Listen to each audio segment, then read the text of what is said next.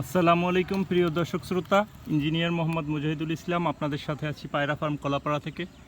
প্রিয় দর্শক শ্রোতা, এটি আমাদের একটি আম্বর জাতের সৌদি খেজুরের গাছ। 2025 সালে বাধা বের হওয়া শুরু হয়েছে।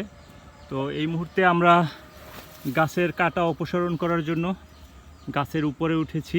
এইটা আমার বাগানের মোটামুটি যা গাছ আছে, যেগুলো উঁচু আছে, তার মধ্যে একটা। তো আলহামদুলিল্লাহ এবার চতুর্থবারের মতো ফল আসতেছে এই গাছটায়। মাটি থেকে একটু উপরে জেগেছে গাছটা, এই কারণে এবার গাছের উপরে উঠে কাটতে হচ্ছে কাটা এবং পরাগায়ন করতে হবে গাছের উপরে উঠে। এর আগে এরকম করতে হয়নি। আপনারা দেখতে পাচ্ছেন আমি কিভাবে কাটা অপসারণ করেছি। এখনও অসংখ্য কাটা আছে অন্যান্য সাইডে, এগুলো আস্তে আস্তে অপসারণ করব।